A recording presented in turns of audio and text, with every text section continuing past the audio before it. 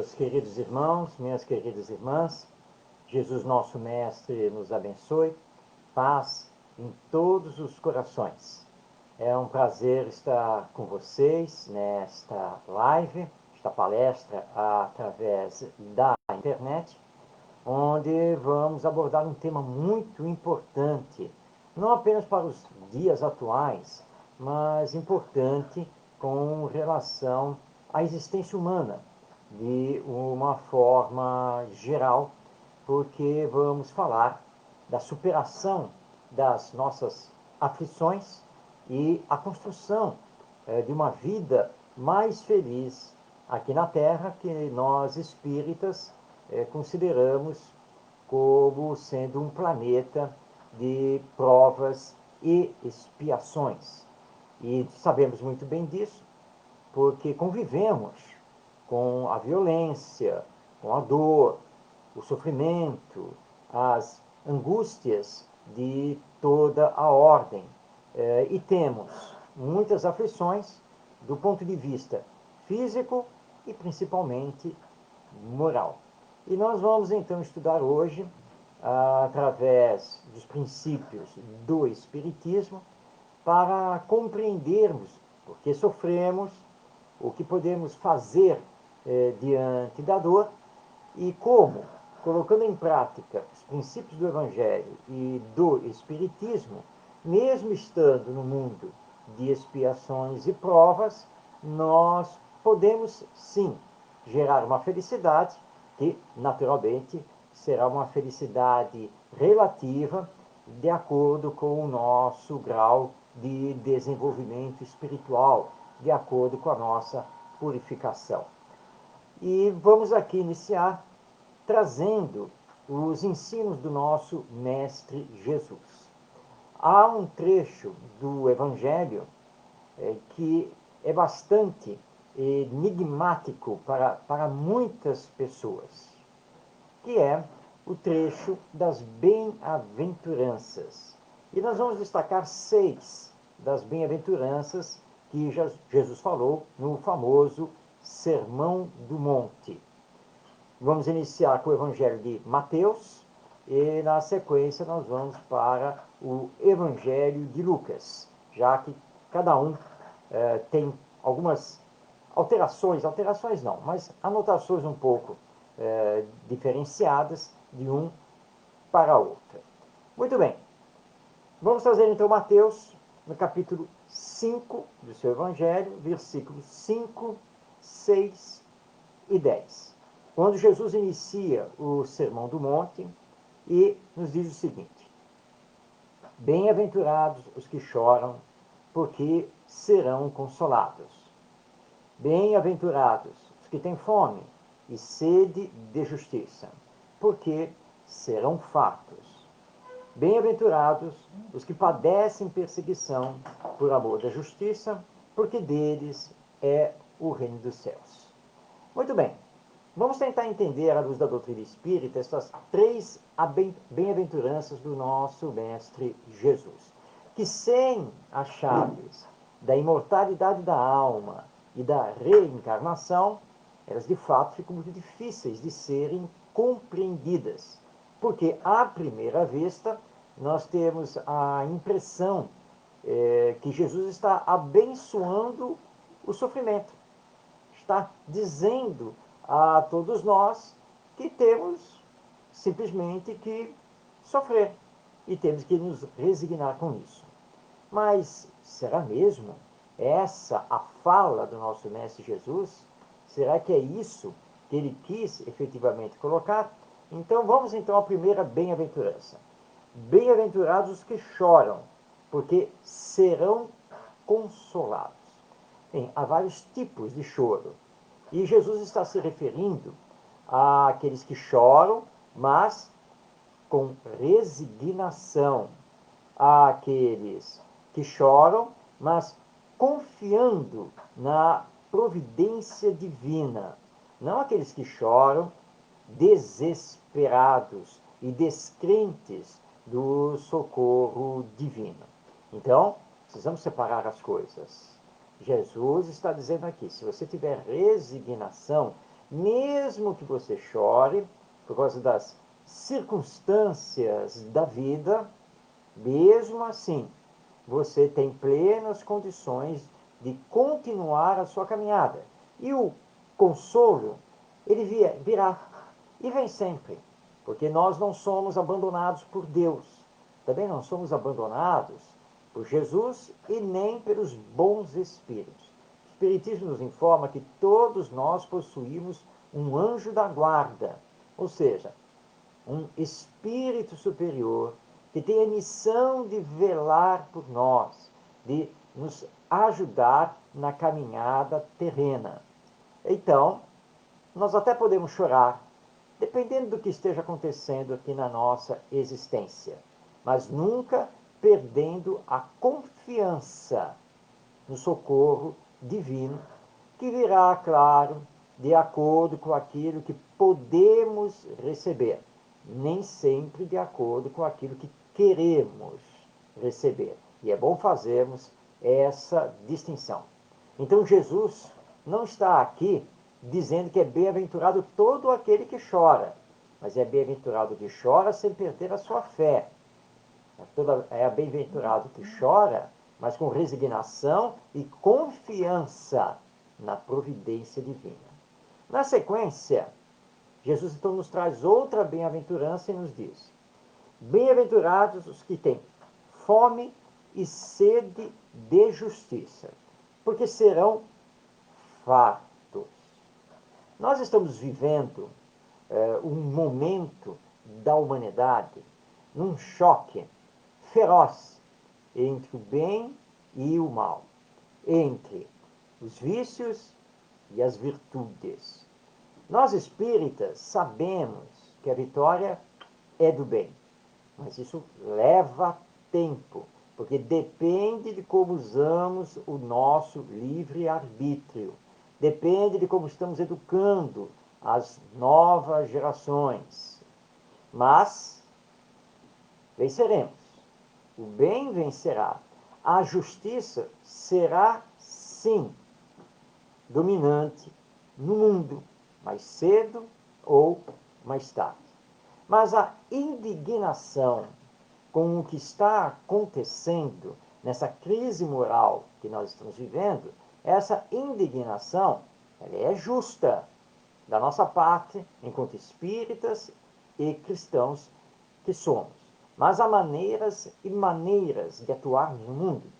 E Allan Kardec, o nosso codificador, nos informa, e incessantemente através das obras da codificação e os seus artigos publicados na Revista Espírita, que o Espiritismo está aqui na Terra para realizar ou alavancar o progresso moral da humanidade através da transformação moral dos seus indivíduos. Então, nós espíritas entendemos que não é pelo viés da política partidária, não é pelo viés da segurança pública e assim por diante, que vamos de fato transformar a humanidade e torná-la mais justa. Mas é pela educação moral, porque o Espiritismo é a doutrina de educação do ser imortal e integral que todos nós somos. Leva tempo, mas é o caminho que pode efetivamente consolidar a entrada da humanidade e do nosso planeta no mundo de regeneração. Então são bem-aventurados que têm fome e sede de justiça, porque lá na frente serão fartos. Mas como assim lá na frente? Aí vem a chave da reencarnação. Eu posso não ver, nem viver essa melhora da humanidade durante esta encarnação. Mas com certeza conseguirei vivenciar isso na próxima reencarnação, desde, claro, obviamente, que eu esteja fazendo aqui a minha parte para a transformação do mundo através da minha transformação de ordem moral. Então, com a reencarnação, nós entendemos esta bem-aventurança do nosso Mestre Jesus.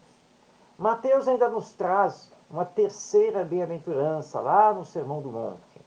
quando Jesus nos diz: bem-aventurados os que padecem perseguição por amor da justiça, porque deles é o reino dos céus.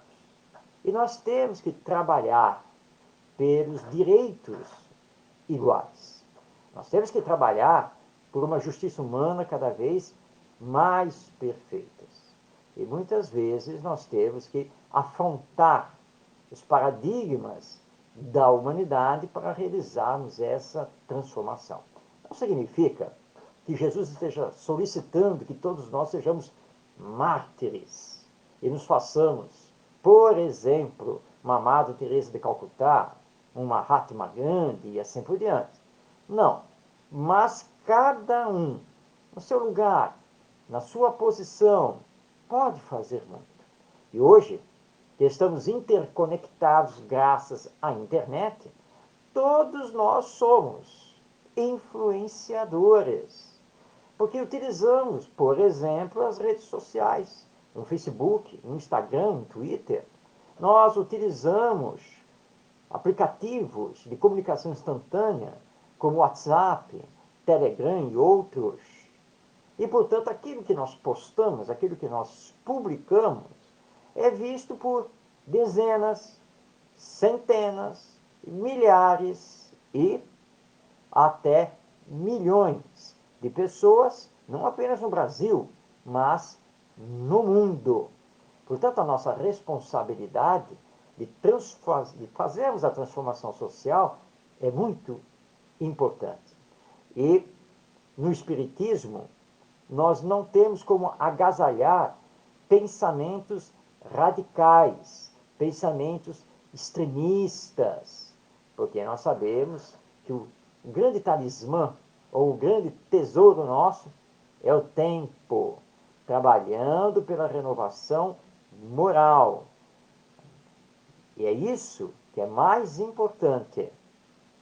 E aí, então, nós até vamos sofrer perseguições, mas se estivermos com Jesus, mesmo que nos sintamos, às vezes, um pouco abalados, contrariados, nós vamos seguir em frente, porque sabemos que estamos com a verdade e sabemos que Jesus estará conosco.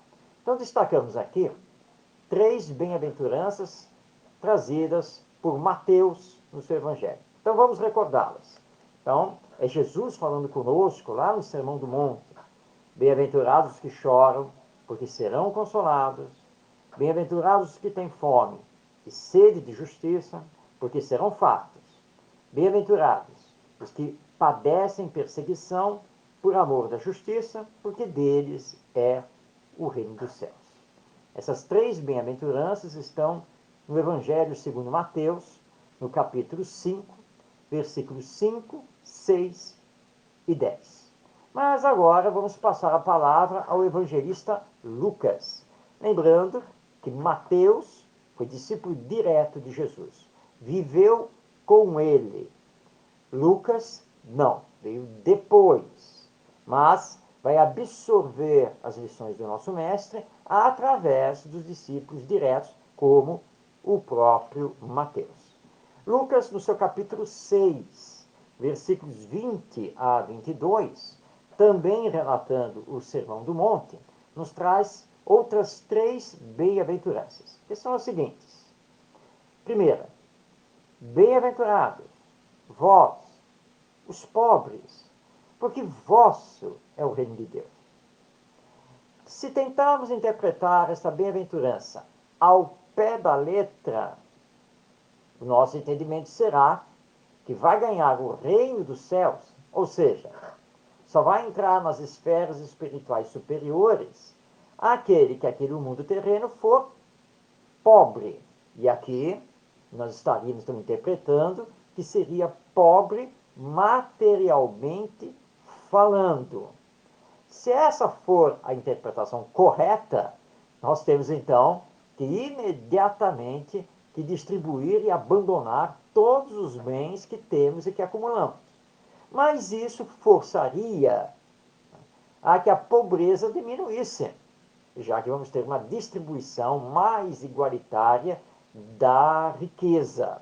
Embora isso não seja, de fato, ainda possível, face aos mais variados graus que nós temos aqui na humanidade de progresso dos indivíduos. Bem, então essa não deve ser a interpretação real. De fato, não é. O Espiritismo vem nos trazer uma chave aqui. Jesus não está se referindo aos pobres da matéria, mas aos pobres de espírito. E pobre de espírito no sentido de humildade. Então, vamos então mudar um pouquinho as palavras. Bem-aventurados vós, os humildes, porque vosso é o reino de Deus. Temos a chave agora de entendimento desta bem-aventurança. Pobre de espírito, humilde. Humildade é uma virtude muito importante e que precisamos fazer grandes esforços em conquistá-la e colocá-la em prática para com os nossos entes queridos, nossos amigos e, na verdade, todos aqueles que passam e que ainda vão passar pela nossa existência. Então, se formos humildes, nós temos a chave para ganhar o reino dos céus, ou seja, após a desencarnação e o retorno ao mundo espiritual, sermos bem recebidos e encontrarmos uma verdadeira felicidade nessa vida que continua após a morte, a vida futura. Lucas traz uma segunda bem-aventurança, que é a seguinte: bem-aventurados os que agora tendes fome, porque sereis fartos.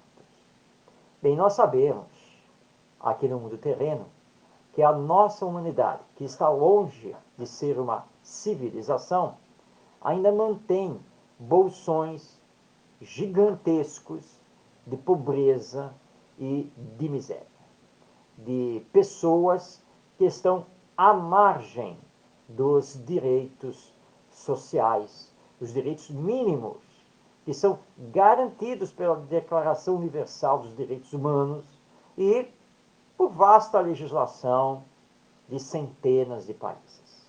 Infelizmente, nem sempre o que está no papel é o que nós vemos na prática. E este é o caso.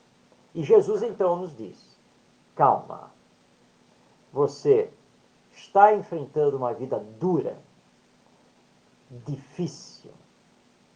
O dinheiro que você ganha, com sacrifício, com suor, ele não é suficiente para manter a vida mais digna sua e dos seus entes queridos. Tenha fé, coragem, perseverança, junto com a resignação, porque o socorro vem. Allan Kardec deixou anotações da sua vida e do seu contato com o mundo espiritual, várias dessas anotações publicadas no livro Obras Póstumas.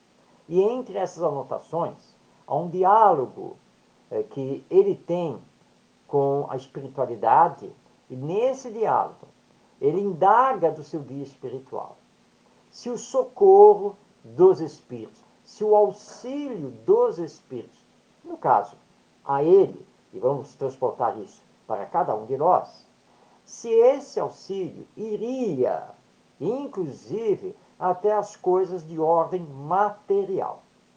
A resposta que ele recebe é sublime, porque o Espírito responde assim: não te ajudar seria não te amar.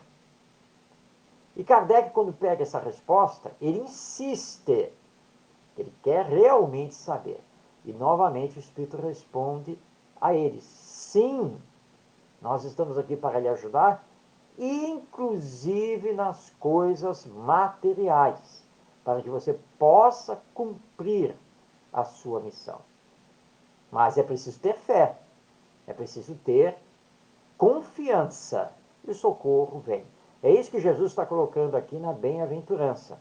Porque se existe a injustiça na lei humana, isso não existe perante a lei divina. E depois da morte, você será abençoado. Aliás, há uma mensagem que está no livro O Céu e o Inferno, também de Allan Kardec, e nessa mensagem, que está lá no capítulo sobre os espíritos felizes, há a mensagem de um mendigo.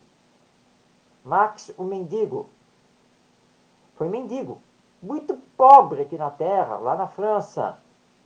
E ele então dá a comunicação e diz que ele estava muito, muito feliz. E Kardec então dialoga com ele e indaga, mas como você pode estar feliz? Porque todos nós sabemos que você teve uma vida miserável, você sempre foi pobre, doente, sempre esmolou para viver. E agora você diz que após a morte você é muito feliz? Então ele explica, sim, porque embora eu não conhecesse o espiritismo, nada disso, mas eu sempre tive algo em mim, desde criança, de que aquilo que eu estava sofrendo tinha uma razão superior de ser. E eu sempre confiei em Deus. E com resignação e muita força de vontade, sim, eu esmolava para poder sobreviver. Com o passar dos anos, por assim dizer, eu angariei uma grande clientela e comecei a ver que me sobravam doações. E eu via ao meu redor pessoas que não tinham condições de esmolar como eu tinha, porque eram paralíticos, eram doentes muito graves, entrevados na cama. E eu comecei a distribuir as sobras. Até que chegou um momento em que eu tinha benfeitores que faziam questão de me ajudar e que eu não precisava mais esmolar. Mas mesmo assim eu não parei, porque eu passei a pedir esmolas para os outros. Durante muitos e muitos anos, tudo o que eu recebia, eu distribuía na minha comunidade, para os mais carentes, mais pobres do que eu, aqueles que estavam doentes e não podiam pedir. E agora, ao desencarnar, eu me vejo aqui recepcionado uma verdadeira multidão de amigos que me felicitam. E eu sou muito feliz, porque fiz isso de todo o coração. Nunca pensei em nenhuma retribuição que Deus me daria em algum momento. Então, esse desprendimento, e porque eu nunca me queixei, fizeram com que eu agora encontrasse, após a morte, a felicidade. Esse caso ilustra muito bem esta bem-aventurança de Jesus trazida por Lucas. Bem-aventurados os que agora tendes fome, porque sereis fartos. E a última bem-aventurança, trazida por Lucas, é: bem-aventurados vós, que agora chorais, porque rireis. Mas como nós já falamos no início, há choros e choros. E Jesus está colocando aqui as lágrimas, que não são de revolta, nem contra a humanidade e muito menos contra Deus, mas as lágrimas do sacrifício, as lágrimas do sentimento atingido, mas que não fazem você esmorecer, mas continuar em frente e se renovando e renovando a caminhada terrena, lembrando que estarmos aqui é uma passagem. Nós somos espíritos imortais. A vida continua. Esta, aliás, é outra chave do espiritismo, porque nós já falamos da imortalidade da alma, da reencarnação, e a outra chave é a vida futura. A morte não existe, embora ela seja uma fatalidade. Mas nós estamos falando aqui da morte do corpo, do desprendimento da alma ou espírito que nós somos. E temos que ter essa confiança. Aliás, Allan Kardec, na Revista Espírita de 1865, ele tem o diálogo com uma conhecida dele e da sua esposa, Amélie Baudet, que havia desencarnado, e antes de desencarnar, 2 a 3 anos antes, ela havia conhecido o Espiritismo, havia abraçado a doutrina espírita. Ela desencarna, depois de vários meses adoentada, e então Kardec a evoca lá na Sociedade Espírita de Paris para um diálogo. E Kardec faz uma indagação muito interessante ao dizer a ela: olha, eu lhe conheci muito bem e sempre vi, sempre soube que você nunca foi uma pessoa intimorata, firme, resoluta.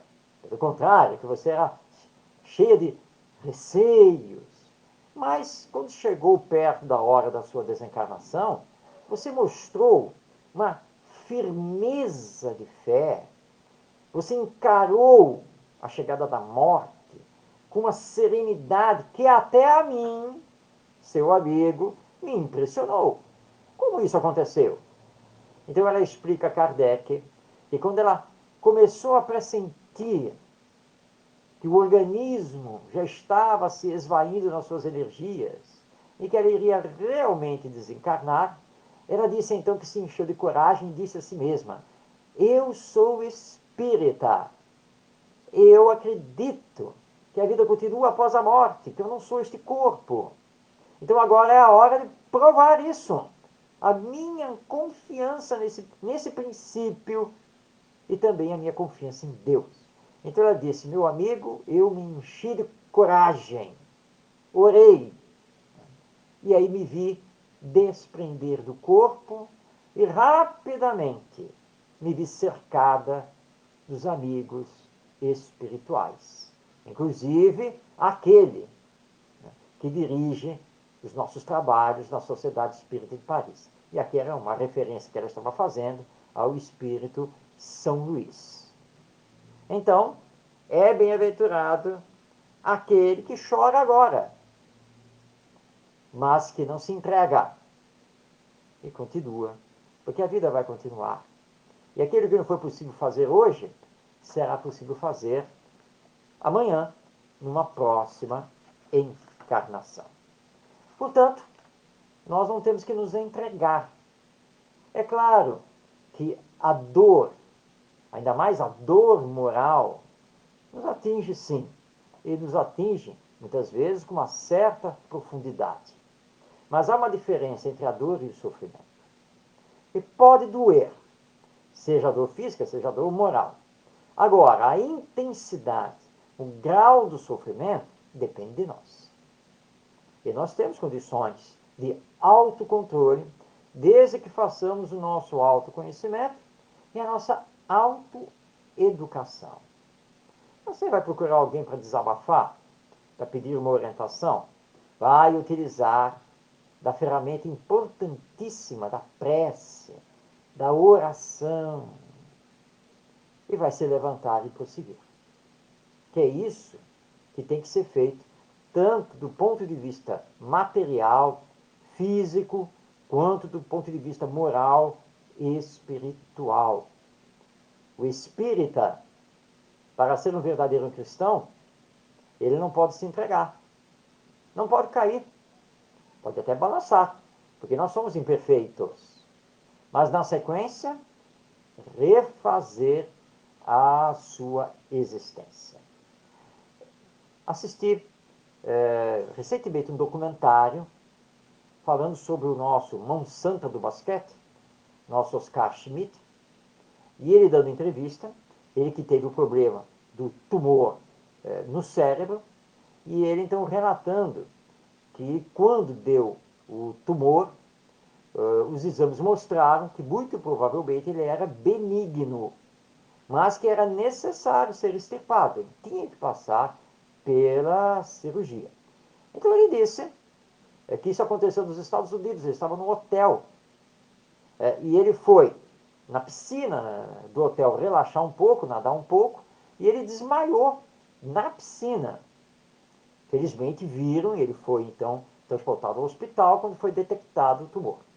E ele disse que encarou com muita tranquilidade. Bem, se tem o tumor e precisa fazer a cirurgia, então vamos fazer a cirurgia. E vamos tirar o tumor.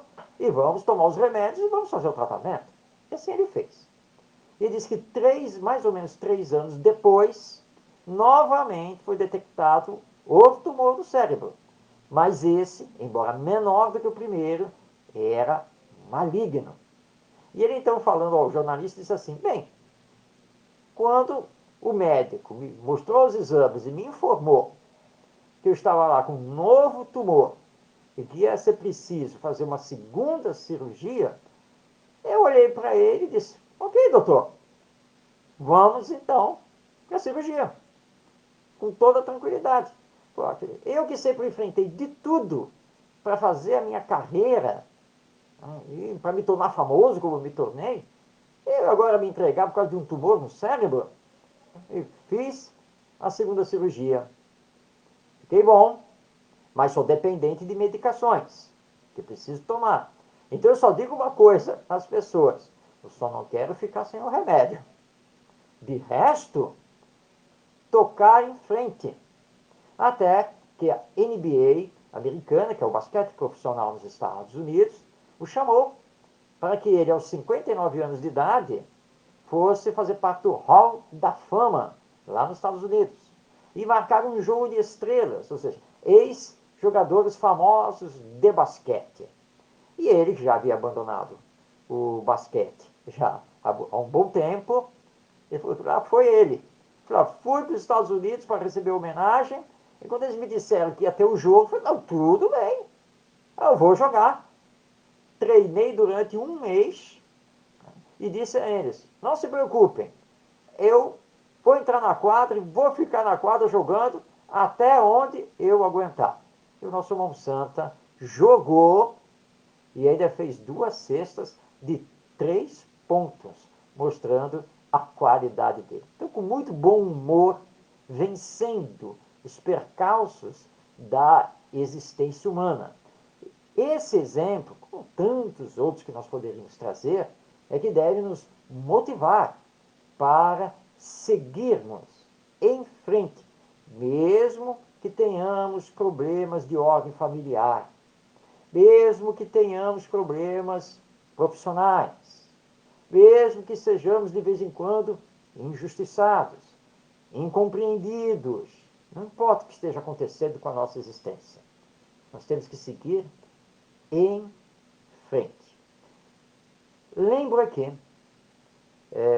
em São Paulo, capital, onde nasci e vivi parte da minha vida, até os meus 22 anos de idade, lembro que certa vez eu trabalhava com meu pai, que tinha uma empresa, e nós estávamos passando por um período de negócios ruins.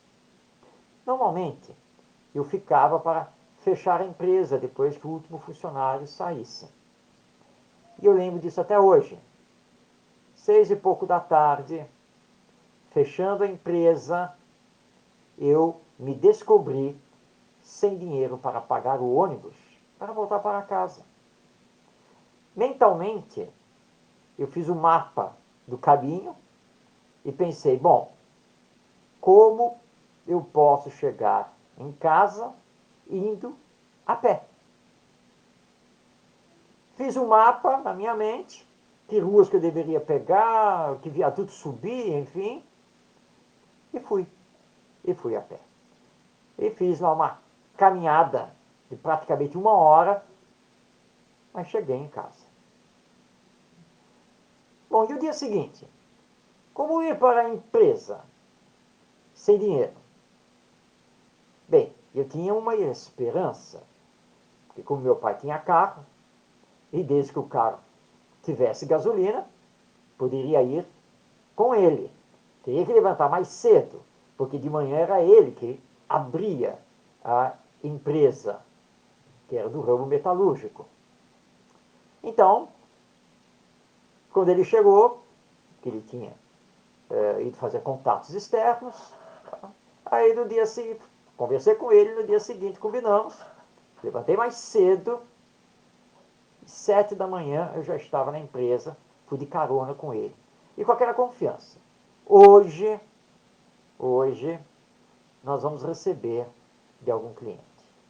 hoje vai entrar algum negócio que vai propiciar uma movimentação financeira. Se isso não acontecer, antes do término do expediente, eu vou ver se alguém dentro da empresa pode me socorrer. Mas se isso não acontecer, não tem problema. Eu faço o caminho a pé de novo, quantas vezes for necessário. E o faria outra vez hoje. Não com a mesma dinâmica, porque eu era um jovem. Isso passou, a vida deu voltas.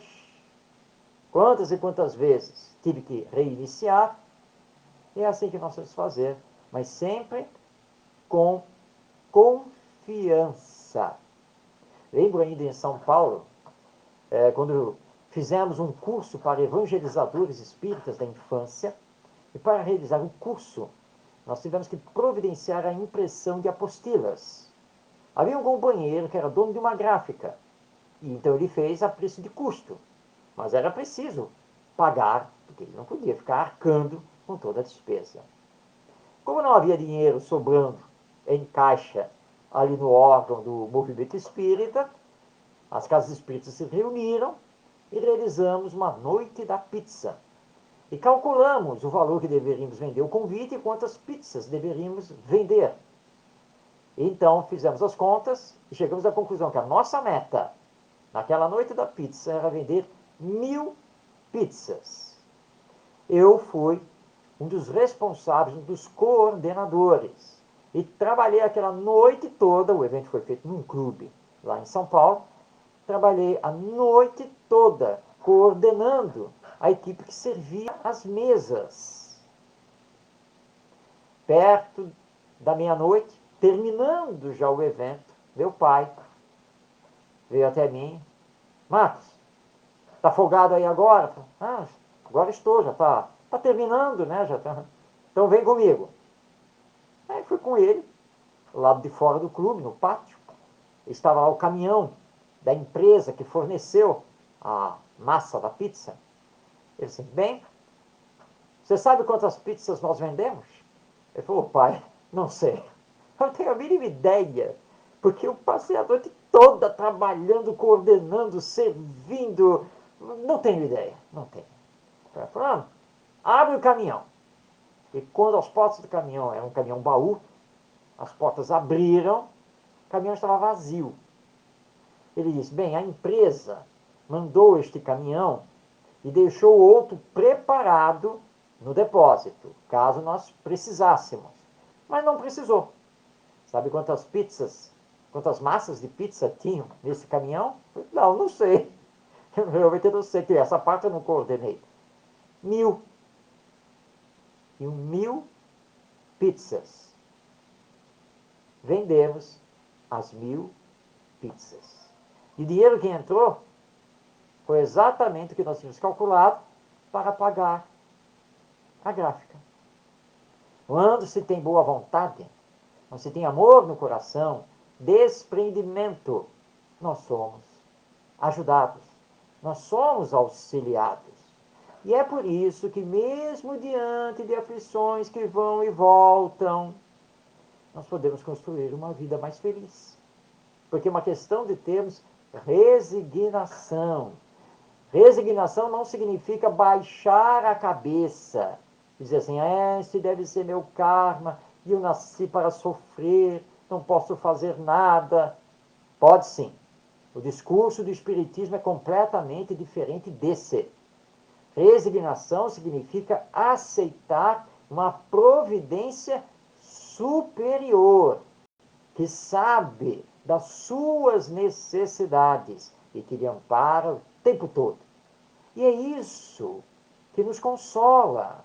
E essa é a grande mensagem do Espiritismo, ao nos esclarecer que somos almas imortais criadas por Deus, que a morte não existe, que a reencarnação é bênção para darmos continuidade ao nosso progresso intelectual e moral. E é por isso, então, que nós podemos, sim, superar as aflições e vivermos a felicidade relativa que este mundo comporta de acordo com o nosso grau de aperfeiçoamento. É urgente que nós entendamos isso. E às vezes olham para nós, eu não posso entender como você ainda sorri diante de tanta miséria, tanta violência, tanta corrupção, desvio de verba, etc, etc, etc. Bem, primeiro, é que eu procuro levar na vida um pensamento trazido pelo Espírito André Luiz, através do nosso querido Chico Xavier. O mal não merece comentário. E ele é passageiro, porque não há mal maior que o bem. É como aquele espírito obsessor, vingativo, que se apresenta na reunião e começa a fazer ameaças. E é quando nós, com toda tranquilidade, olhamos para ele, claro, estamos olhando para o médium, mas sabemos que vamos conversar com ele, e olhamos então e dizemos assim: meu irmão, não faça ameaças. Sabe por quê? Porque você que é inteligente, você que entende muito bem a vida após a morte, você sabe que o mal jamais será mais forte que o bem, será mais forte que o amor. Então baixa o tom e vamos tentar conversar, vamos tentar dialogar para encontrar o melhor caminho. Porque a vingança, ela é amarga para quem a pratica. Por que não pensar no perdão? E assim nós vamos para o diálogo com essa confiança, porque nós estamos amparados com os bons espíritos. E é isso que vamos fazer. O Brasil tem jeito? Mas é claro que tem. E nós estamos trabalhando para isso, com toda a consciência e com todas as forças, semeando o bem, a paz, o amor, a ética, a solidariedade, a fraternidade, procurando através dos nossos bons exemplos, mesmo que de vez em quando falhemos, mas procurando através dos bons exemplos arrastar os demais. Leva tempo, porque quando estamos encarnados, nos deixamos levar por este corpo, nos deixamos levar pelas coisas imediatas da matéria. E muitas vezes nos iludimos, nos equivocamos, nos enganamos nas nossas escolhas. Mas quem está com Jesus, quem está com a mensagem do Espiritismo, não se deixa enganar, não se deixa equivocar com aquilo que precisa fazer. Vou trazer para a nossa reflexão uma poesia espírita. E como é importante nós trabalharmos a poesia espírita, vinda, né, dos nossos benfeitores espirituais. E nós vamos então aqui destacar uma poesia assinada pelo Espírito Maria Dolores, que está no livro Vida em Vida. É uma obra psicografada pelo nosso Chico Xavier. Diz então a nossa Maria Dolores: começar outra vez. Alma querida, escuta. Entre os lances do mundo, se escorregaste à beira do caminho e caíste, talvez em pleno desalinho, na sombra que te faz descrer ou desvairar, ante a dor que visita a renovar-te anseios, não desprezes pensar. Levanta-te e confia, porque a vida te pede, abrindo-te outro dia, começar outra vez, trabalhar, trabalhar. Ergue-te regressando à estrada justa, contempla a terra amiga em derredor, verás, pormenor em pormenor, por mãe que sofre e sangra, a recriar. Medita na semente a sós, que o lavrador sepulta, quando alguém a supõe, humilhada e indefesa, ressurge em brilho verde, ouvindo a natureza. Começar outra vez, trabalhar, trabalhar. Fita o perfurador, rasgando as entranhas da gleba. O homem que o maneja, a golpes persistentes, pesquisa, sem cessar, todos os continentes, do deserto escaldante aos recessos do mar. E eis que a lama oleosa, esquecida há milênios, trazida à flor do chão, é ouro e combustível, que o progresso conclama em ordem de alto nível. Começar outra vez, trabalhar, trabalhar. Toda a força lançada em desvalia, quando erguida, de novo, em apoio de alguém, retoma a posição no serviço do bem, utilidade viva a circular. Olha a pedra moída em função do cimento e o barro que assegura a gestação do trigo, falando a todos nós, em tom seguro e amigo. Começar outra vez, trabalhar, trabalhar. Assim também, alma fraterna e boa, se caíste em momentos infelizes, não te abatas, nem te marginalizes. Levanta-te e retoma o teu próprio lugar. Aceita os grilhões das provas necessárias. Esquece, age, abençoa, adianta-te e lida, e escutarás a voz da lei de Deus na vida. Começar outra vez, trabalhar, trabalhar. Maria Dolores. Então, esta mensagem está no livro Vida em Vida e que eu coloquei também como um prefácio, início do meu livro que dá nome ao tema da noite de hoje, que é o livro Superando Aflições. Eis então a mensagem do Espiritismo. Nós estamos aqui na Terra, entre provas e expiações, todas elas com uma causa justa, com a devida razão de ser e sempre com o objetivo de propiciar a todos nós aprendizados, renovação, reparação do passado e seguir em frente. Que o nosso destino é chegar à perfeição, da qual Jesus é o nosso modelo. Não nos importemos muito com as dores do mundo, porque nada acontece por acaso. Com o Evangelho, esclarecido pelo Espiritismo, nós haveremos de ter força de tudo superar. E, se porventura a humanidade não nos reconhecer, não nos entender, não nos compreender, que importa? Porque aquele que está preocupado com isso, aqui mesmo vai receber os seus louros. Mas aquele que está preocupado em ter a consciência reta, justa, aquele que está preocupado em semear o bem, a paz e o amor, independente do que pensem os homens, este sabe que após a morte receberá 100 por 1 do que realizou, desde que o tenha feito com desprendimento, com humildade. Por isso a bandeira do Espiritismo, fora da caridade, não há salvação. Então, quando a dor chegar, quando a aflição bater a porta para fazer uma visita, calma, resignação, fé, perseverança, renovação e trabalho.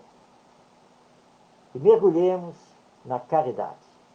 Porque quem pratica o bem ao próximo não percebe nem as próprias dores. Porque tudo passa. E teremos então um encontro com a felicidade aqui mesmo. Porque seremos intimamente felizes. E mais ainda após a morte. Essa era a mensagem que eu tinha a todos, nessas reflexões que o Espiritismo nos proporciona, lembrando que é possível, sim, superar as aflições e construir uma vida mais feliz para nós e para os outros. Jesus, nosso Mestre, nos abençoe, que Ele seja a luz que ilumina a nossa caminhada terrena e que o sigamos como guia e modelo desta nossa humanidade. Paz em todos os corações e até uma próxima oportunidade.